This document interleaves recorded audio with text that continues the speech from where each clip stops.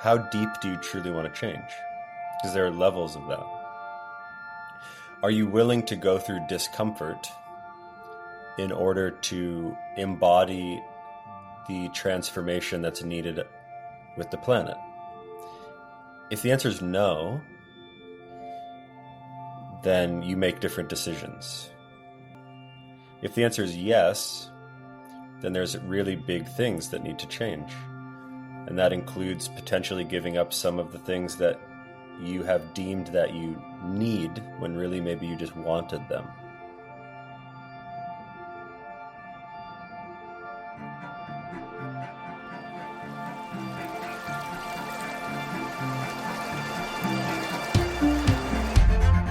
Welcome to the Regenerative Work-Life Podcast. If you are ready to make the leap out of your corporate job and into purposeful regenerative work, this is the show for you. As you've probably discovered, transitioning into regenerative work is a lot more complicated than going on a job board and sending off your CV.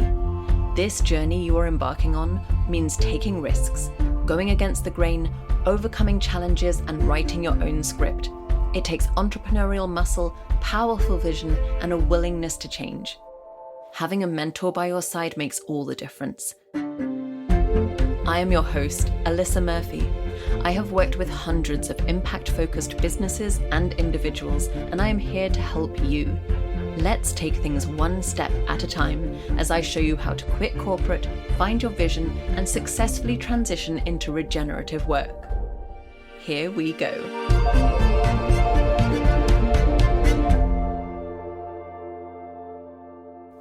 As you listen to the second part of my conversation with Ryan James today, I invite you to listen differently. This is actually something that Ryan taught to me. We always listen to understand. We listen to agree or disagree. We listen to assimilate and take action. And we rarely just listen. It takes quite a lot of practice, but just see if you can kind of let the words ebb and flow around you. Just connect with whatever meaning or sensation comes up for you. Just for once, try to just be with what Ryan is sharing with us today. I'll leave it there, and I hope you enjoy the experience. Already you've been inviting us to explore the way that our relationship with words and terms and begin to think differently and feel differently in those. I would love to apply that to the word regenerative. And I'd love to hear what your relationship is with that word. Regenerative. That's a good word. I like any words with re, because re implies non-linearity. So to regenerate, something had to be generated in order for it to be regenerated, right? Similar to the word resource. So what we're doing right now with what we're calling resources they're not resources, because if you don't take what you extract and put it back into the source, it's not a resource.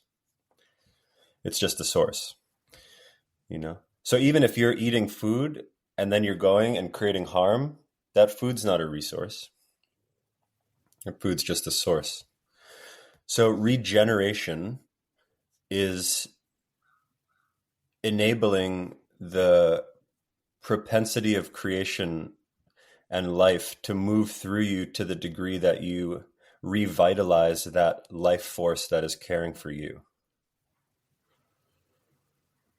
Because the fact we even get to have this conversation today, I don't get to do that without water and all of the water I've ever drank.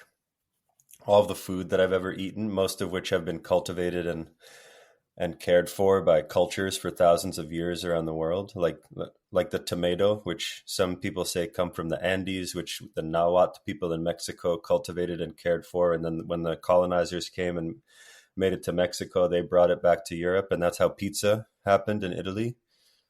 But the pizza doesn't happen without the Nahuatl and the farmers of Mexico or Peru.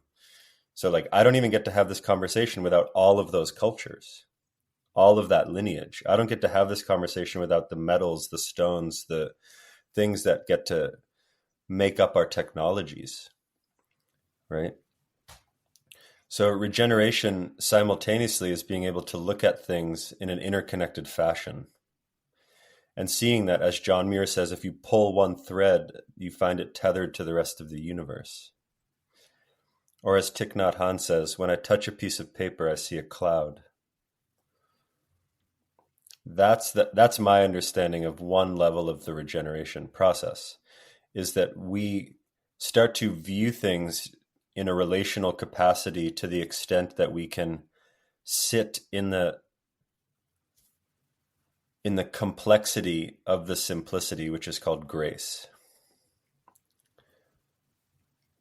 And then work in that fashion, utilize our own skills and our own threads in that capacity to weave it in.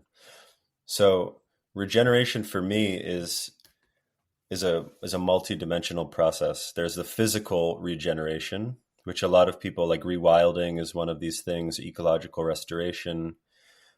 People say renewable energy. It's not renewable. There's a lot of different things that are coming on the physical realm. That's mostly where we live as humans, because we've become obsessed with the visible. And this is why like the discussion around mindset so many times is pushed away, because we're obsessed with things that are visible. And we think that if we change those things, then that will change. But we know that if we change the outside of our house, that's not going to change the smell of the food that we're cooking from inside. Just by changing the shutters, it's not going to work. So there's the physical dimension of regeneration, which is relating to the ecology, soils, all of this sort of stuff. And that's basically where the consensus is right now around regeneration, from what I've seen. I then bring it to, there's a mental space of regeneration. How are you continually garnering inspiration and obtaining states of peace and contentment in your mental state? Are the systems enabling that, or are the systems creating distraction and harm and anxiety and depression and all of these other things? That ties into the emotional state. So how are we emotionally regenerating? And then spiritual. Spirit being energy. And as I've mentioned before to you, we can't cherry pick quantum physics.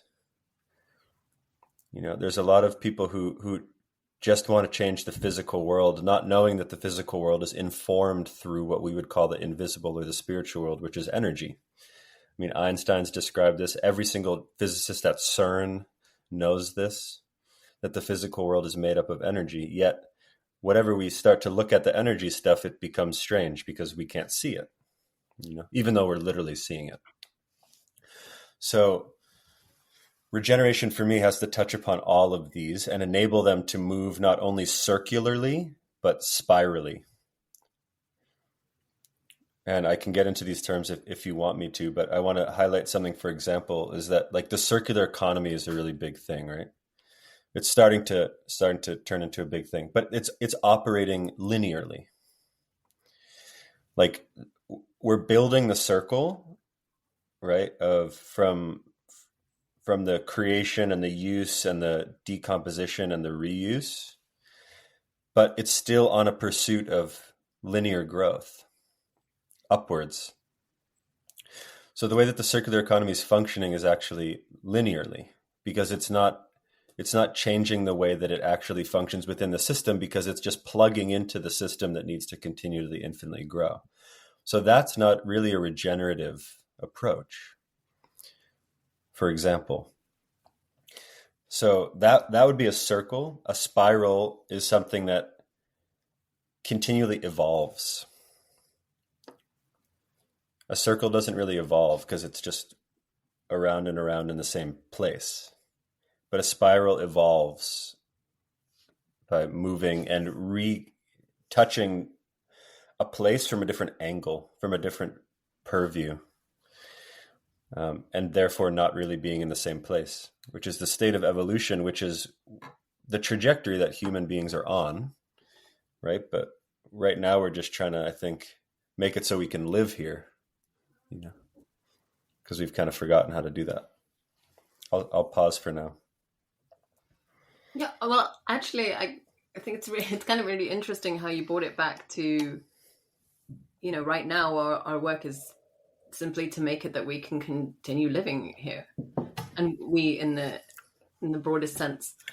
And I think that is kind of where a lot of people who are learning about regeneration, thinking about regenerative practices or regenerative work, one of the real kind of challenges is this sort of reality that at the end of the day, I still have to pay my bills. I still have to support my family. And I think one of the biggest fears is, I hear the call, I hear the call. I know now, and I have to answer this question of what I'm going to do now that I know. But I also have to deal with the reality that I'm in. I have to deal with where I am right now, what feels real to me. And often what really feels real to people is, I may not feel aligned within this corporate structure.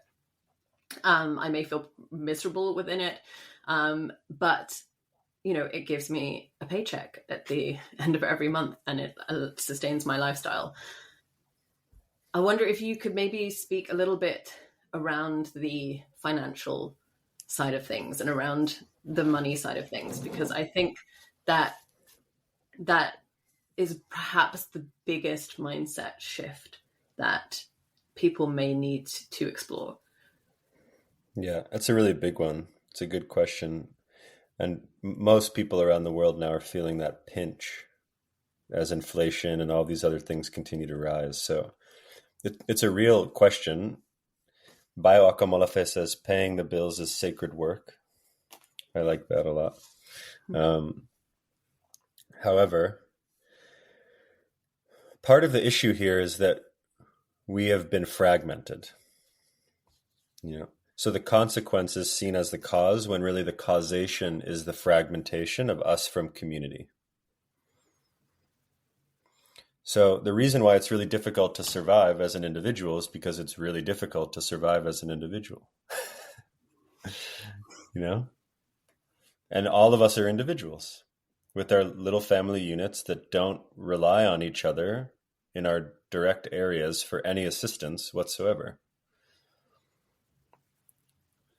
And so part of this question, the way I would frame it is, how deep do you truly want to change? Because there are levels of that. Are you willing to go through discomfort in order to embody the transformation that's needed with the planet? If the answer is no, then you make different decisions. If the answer is yes, then there's really big things that need to change. And that includes potentially giving up some of the things that you have deemed that you need when really maybe you just wanted them.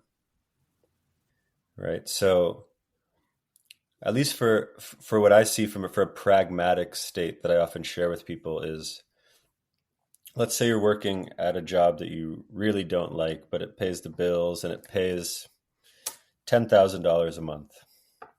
And you feel really good with that, and you can get sushi 3 times a week, and you have a lot of pairs of socks and stuff.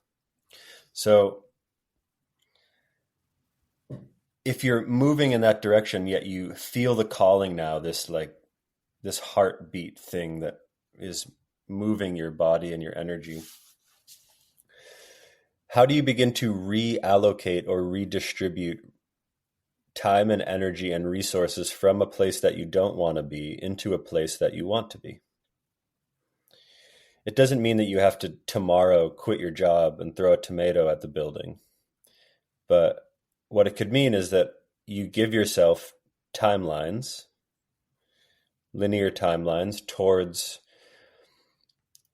moves that could help you to shift out of your current place into a place that you want to be, so that you can start to plant and water the seed of where you want to be while you're in the place that you don't want to be. That's one option.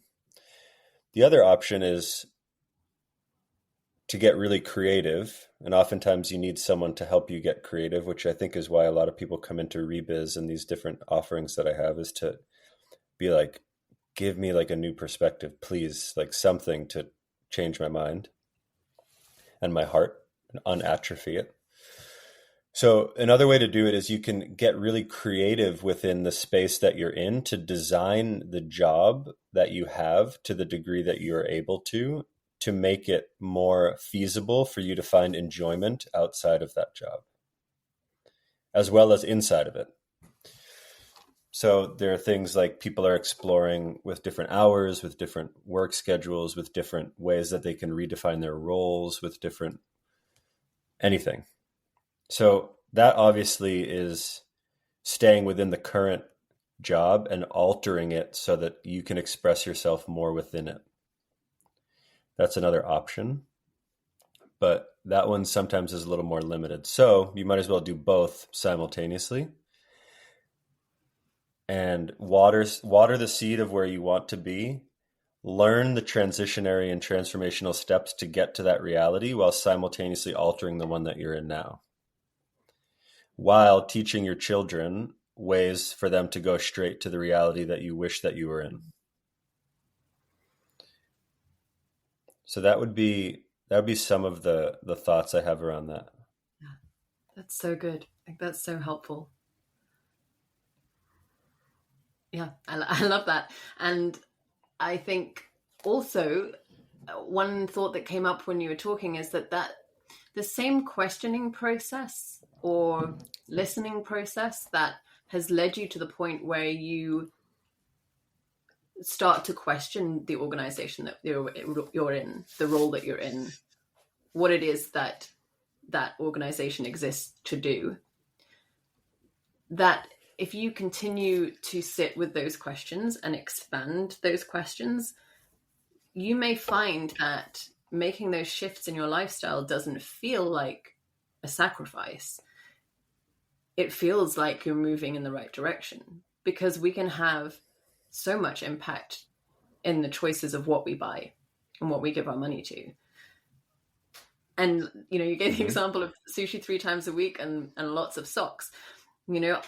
I've got a feeling that when you really start this process, as you said, not in a one-dimensional way, but in a way that really starts with going inside and asking these questions, that you may just find that the socks are not all of that important to you anymore.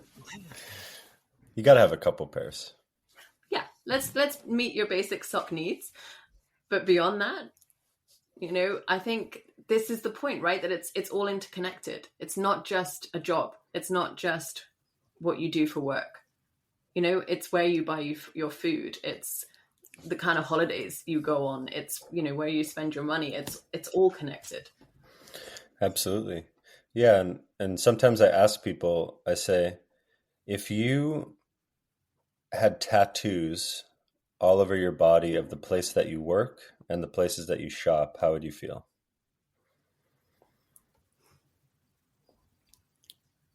Do you want like a McKinsey tattoo on your neck? Do you want a BP tattoo on your tricep? Or one of these grocery stores that hardly could be considered that they're selling food? So think about it like that too, because that's really what we're doing. Because ultimately we've just monetized, commodified time. So our greatest resource is our time. Everyone says, I want to spend my time doing this. So what you're doing through spending it, you're bolstering potentially things that you don't want to see exist. which a lot of times are the jobs that we work in, but we've been trained to compartmentalize ourselves so that a dad of 3 could be working for ExxonMobil and make a decision that's going to completely crush their future and then go home and be with his children. But that's just work. This is why the whole thing is really interesting. The work-life thing. It's no. Like whoever created that needs to be sat down and have a discussion. Right. They're one and the same. They're one and the same. And the more that we compartmentalize our heart and our mind and our work and our home and our hobby and our this, it's like we're in a labyrinth of our own making. And sometimes we don't even know where the doors are. I'm wondering if you have any advice for how to start decompartmentalizing your thinking. I mean, I think you just gave a really powerful example, right, with the dad working for ExxonMobil, making decisions that's going to destroy his children's future. And I had an interaction this morning with a friend who I wasn't wearing sunglasses and it was really bright. And she said, they're just really cheap. Just get them from Amazon. They're really cheap. And it was really interesting to me that this friend is a human rights expert and was talking about, products that are getting, manufactured at ridiculously low costs, presumably in China. And it just really struck me that there's this total disconnect from what this person does on a daily basis and what they're clearly very passionate and extremely skilled in, and then the choice they make when it comes to buying sunglasses. And, that it seems to me that is the root of so many of the, deep injustice that we are experiencing. And I wonder how we can start to open up those doors in a labyrinth and start to connect it. Mm-hmm. Yeah, that's what I meant by disassociation. Is she's disassociated from that entire process of how the glasses come to be, even though she should have some insight into the process if she's doing something with human rights. But she's disassociated from the product, from the physical reality that she lives in. She doesn't see the threads of interrelationality and connection, which is exactly what climate is, right? Climate is an abstract term, just like nature is an abstract term. What it does is, and I mean by abstract, it obscures the relationality and interconnectedness of all of the parts. So like this disassociated reality that we're in is obscuring the relation. So part of the reassociative process, we can call it the remembering process, because remembering is not a concept. The opposite is not forgetting. The opposite of remembering is dismembering. So we've been dismembered in these processes of life to the degree that we need to remember ourselves into the process. So part of what that could look like, and there are a lot of obstacles and barriers because transparency is not something that is truly top of the docket, maybe like in the way that they frame it or something like that. So how do you actually start to trace and learn about the things that you interact with? The things that give you life, the things that make it possible for you and I to have this conversation, the mug that I drink my coffee and cacao and maple syrup out of. How do I reassociate myself to these things? Right? So that is a really important step, is to look at what is in your room. So for example, in your room, there's the shelves and the plants and the frames and the letter and the sofa and your sweater. And so look at all of this stuff and ask, do I actually know where any of this comes from? And if the answer is no, I feel like that, that tattoo example that you gave, I'm like, yeah. If everything's sort of flashed up with the, its source and its impact, I think it would be very difficult. It would be difficult, and that's okay now, because You can only do something once you know something. But there's dimensions of knowing. This is the interesting thing is people might come up to me and they're like, yeah, I know about regeneration. And then I could say two things and they've never even thought about that in their whole life, nor have they even cultivated a thought process to engage with a perspective like that. But they know it somehow. So there's this interesting thing of knowing, right? Like, and I'm not saying this for guilt and shame and all this stuff. Like there's things that we interact with and we have and we've done in our life that we couldn't have acted any other way because we didn't know. And we didn't know to the degree that it was an embodied reality that we walked with. That's what knowing is. Knowing is not in the brain. Knowing is in the body. Knowing is in your action. Just like this word mindfulness, mindfulness has been decontextualized from its roots. People think that they can become mindful. Once again, the I is centered there. It needs to be decentered because mindfulness is about embracing and learning and listening to the full mind. And the mind is not in our head. The mind is in the land. The mind is in all of these other things. We're in the mind. We don't have a mind. So to become mindful, it's not about me. Right? So in that same way, this relational process of re-engaging with the things that are here with us is a very simple way to start to strengthen the capacity to have thinking and recognition in that way. But ultimately we have to move beyond the realm of recognition. Like there has to be material transformation in our actions. So although this recognition is a first step, things need to change from there too. And I think that recognition, when we apply that to the work choices that we make, I think it is an important stage to really be with. Because I think there's a difference between sort of making a logical mind-based decision that you want to change your job, you're not happy in the workplace, it doesn't align with your values. I think what you just described, there's a whole process around really sitting with that truth and sitting with the fact that you made different choices in the past because you didn't know, or maybe you did know for a while and it's taken you a while to like really be honest with yourself about that. I think that takes some time, and it's not a step to skip over. It's there's a grieving involved in it. Yes. To let go of the way that you thought it was supposed to work, of the role that you thought you were going to have. It's not as straightforward as just making that decision that you're going to change. No, well said. And grief is not something that we can schedule into our day. Between 2 and 3, I think I'll grieve today. You can't do that. It's not a linear process, like you're saying. And grief also is pushed away because it's viewed as sadness, when really it's a metabolism of disconnection back into connection. It's the enabling of ourselves to discontinue how we're living so that life can continue.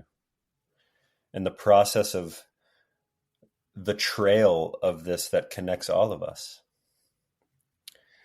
So, and it can't be skipped over at all.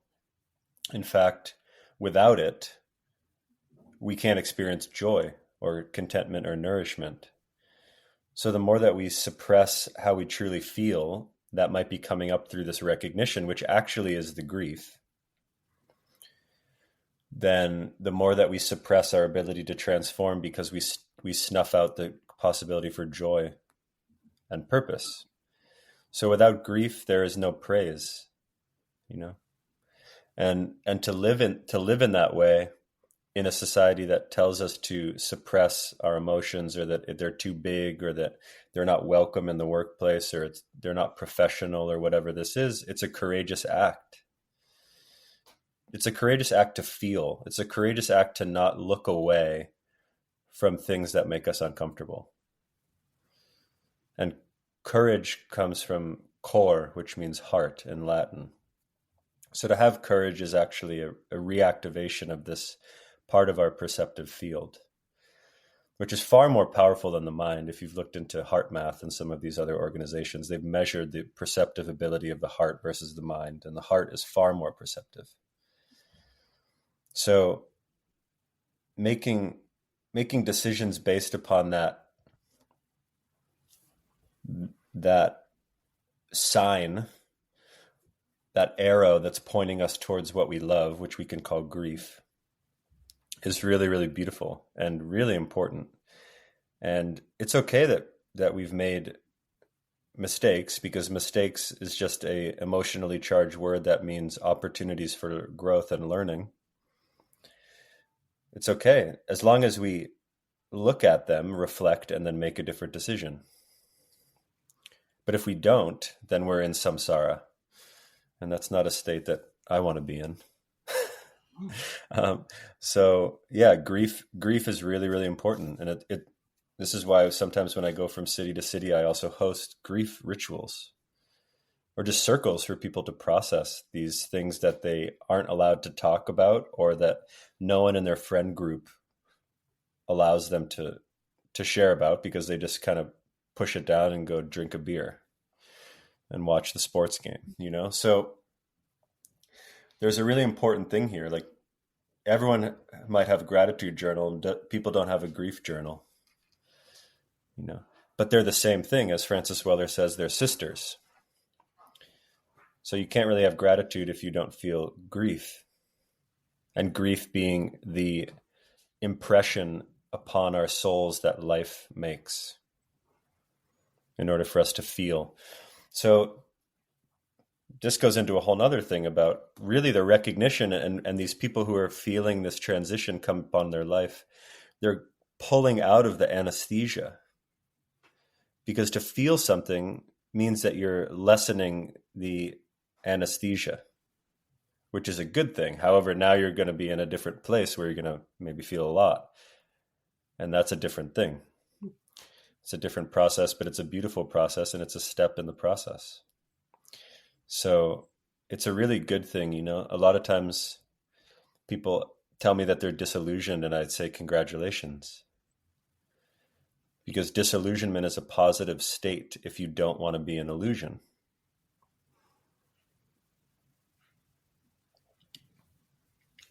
And one of the concepts that I talk about in my work is decorporatization, and decorporatizing your mindset.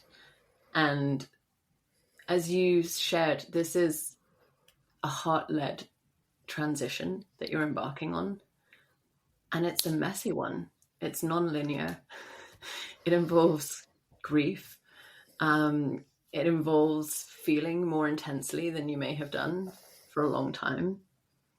It's not meant to be, I often hear people say, I need it to feel organized. I need to feel like there's a logical next step. It needs to make sense to people. And to me, that's a very corporatized mindset, that you should be taking the next logical step up the ladder to who knows where I don't think that ladder ever ends, right? The ladder that just keeps on going. And I think that's, as you shared, that these, if it's feeling uncomfortable, if it's feeling messy, if it's feeling a bit all over the place, that actually that's probably a really good indicators that you are beginning to shift. Absolutely. Yeah. And I mean, decorporatizing, that word really is decolonizing. Yes. Because corporate, the state of that mind that you're highlighting, where like everything needs to be in order and clean and domesticated and not earthy and entangled, like that's the colonized mindset. which is why Earth, when you go to these like suburbs and different places, like the lawns are perfectly trimmed. There's no food, there's no leaves, there's no nothing. It's like this weird, sterile, but nature environment. And yeah, like the motion isn't up. Like that's the whole thing with the growth, right? Like the motion isn't up. Why we want to go up and up this ladder is because Judeo-Christian religions have put God in the sky and made God a man who is delivering understanding down to you. Before that, when we were all tribal peoples, not that long ago, Earth was a woman, God was a woman, a feminine energy, and everything was God. Here, the trees, the earth, the land, the water, so the motion was never up. There was nowhere to get to up there. We can never achieve anything by disassociating ourselves from Earth. But Earth has soil, and people say they get dirty. Maybe they just get earthy. But there's this motion of like getting in the mud, getting entangled, getting back with Earth, with the elements, getting charcoal on your hands from being with the fire, like getting back into these tangible, visceral realities. That's really, really important, because it stops this trajectory of trying to make everything fit into some level of perception of cleanliness and transcendence and escape. Like people are trying to escape the matrix. You can't escape. Matrix just means mother. Mater, M-A-T-R, matrix. It just means mother. We have to re-enter the matrix into a different field of it, not the shadow field, the actual field of the mother, of Earth. We don't need to go up into the sky. What are you going to do out there? There's no oxygen. Where are you trying to go? Like, just be here. The Earth is one of the most beautiful planets in the whole galaxy. Like, just be here, So this whole motion that you're saying, the decorporatization, the decolonization, like what it is, it's a reconnection with Earth, which is why I say that Rebiz is reconnecting business with Earth. Not to Earth, with Earth. I don't live on Earth. I live with Earth. I live in Earth. I live as Earth. You can't have peace on Earth. Why? Because we're just on it. We're dominating. It's peace with Earth. That's what Tiokasin Ghost Horse says. And these words are really important because they change the way that we view ourselves, and that we don't need to go above and beyond anything, because that's what we already are at right now, above and beyond, like Buzz Lightyear. We have to get back entangled. Yeah. And I will put a link to Rebiz and your other offerings, Ryan, in the episode notes today. So let's finish on the note of entanglement and getting earthy. I wonder if you could offer just maybe one question or one invitation for the audience, something that people can hold on to today and take from this episode to get earthy again. Yeah. Well, I'll share the one that I always share, which is about the water. So a lot of people, when they come into Rebiz or any of these other offerings, I ask, how many people care about the planet? Everyone raises their hand. How many people care about sustainability? Everyone raises their hand. Say, how many people say thank you to the water every day? Or have ever said thank you to the water? Less hands go up. Normally none. So to get earthy again, what that means is to re-engage with the things that keep us alive and that we are made up of. That's one of the interpretations. So what I've been told about the water is that it's a really important thing to say thank you to the water. And it's really important not only because the water, and you can look into Masaru Emoto and his work around water, but so not only because of all of that energetic principles of the water, but because we're initiating an energy of acknowledgement and giving thanks before we're taking something. So every single morning, I wake up with a glass of water next to me and I say thank you. And you can eventually say a lot of other things, what you want as intentions for the day, but to say thank you for the water every single day. I say thank you every single sip at this point. It changes your life. It's changed my life since I've begun to do that, because water is life. Yeah. In Lakota, they say mini wachoni. Water is life. And what that means is that life doesn't exist without water. Yeah. I mean, go to a place where there's no water. Is there anything living? The answer is probably no. So we can't care for the earth. We can't care for sustainability. We can't care for climate without having a relationship with water. Because if we don't have a relationship with life itself, how are we going to go and fix things out in the world, wherever that is? Right? So for me, that's one of the core aspects that people can do to get earthy, to get reconnected with life, literally reconnect with life. I mean, we can even call water God, but it's a different story. And I can say for myself, I remember that moment very clearly. I think it was perhaps our first meeting within Rebus when you asked that question, who's ever thanked the water? And that question absorbed into my body more deeply and powerfully than anything else that we talked about. And there was a lot of deep and powerful material there, but that question just lived inside me. So Ryan and I extend this invitation to you to thank the water.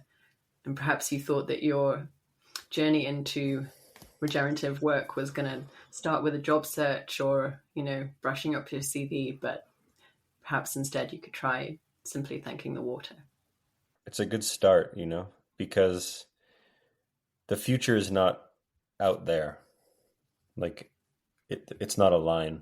It's not somewhere that we're going, it's somewhere that is already here. And by our choices today, we remember that future, so it's start with that, start with life itself, and then go and take care of life. But start with life first. Thank you, Ryan. Thank you so much for your energy and wisdom today and joining us on the podcast. Thank you. It's always a pleasure to connect, and looking forward to seeing you in the UK soon.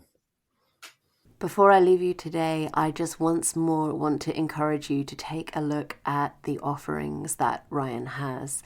Both Rebiz and Project Tipping Point are incredible experiences. I've said before, my learning or perhaps unlearning inside of Rebiz was just an absolutely transformational experience for me, and in many ways gave birth to regenerative work life.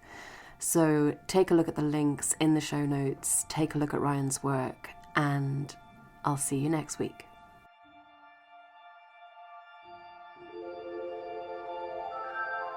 Thank you for listening to the Regenerative Work Life podcast.